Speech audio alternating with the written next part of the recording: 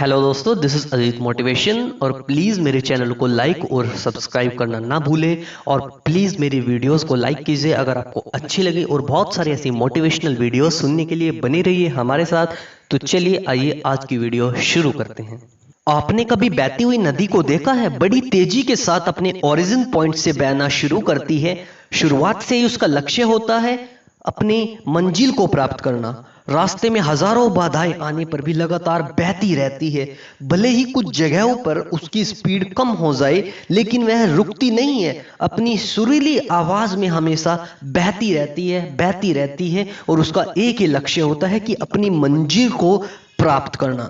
कभी आपने सोचा है यदि एक नदी बहना बंद कर दे तो क्या होगा? उसका पानी कुछ दिनों तक वहीं पे ठहर जाएगा और सूख जाएगा, और उसके बाद वो नदी हमेशा हमेशा के लिए नष्ट हो जाएगी। दोस्तों, यही हमारी लाइफ के साथ होता है। यदि सफल होने के लिए आप कोई लक्ष्य तय करते हो तो उस लक्ष्य तक पहुंचने से पहले शर्त यह है कि लगातार आपको उस लक्ष्य की ओर बढ़ते रहना है। यदि रुके तो असफलता निश्चित है।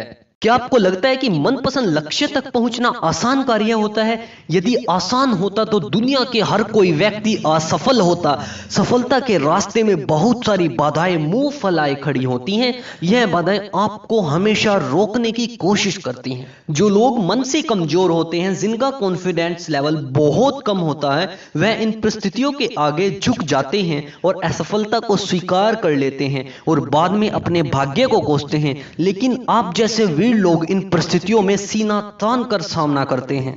भले ही टारगेट तक पहुंचने की स्पीड में कुछ समय के लिए कमी आ जाए, लेकिन आपको रुकना नहीं है। और जो रुकते नहीं है उन्हें मंजिल तक पहुंचने से कोई नहीं रोक सकता। और याद रखिए, लक्ष्य तक पहुंचने के लिए लगातार चलते रहना बहुत जरूरी है और सबसे पहली शर्त है। लगातार बहती नदी ही अपनी मंजिल को प्राप्त करती है। समय हमेशा चलता रहता है, इसलिए दुनिया का हर एक इंसान समय का गुलाम है। हवा हमेशा चलती रहती है, कभी कम रफ्तार से तो कभी तेज रफ्तार से, कभी रुकती नहीं है। इसीलिए दुनिया में किसी भी जीव का जीवन हवा के बिना संभव नहीं है। संपूर्ण ब्रह्मांड, जिसमें अरबों खरबों गैलेक्सी हैं और अनगिनत ग्रह हैं, सभी चलते रहते हैं, कभी रुकते नहीं है।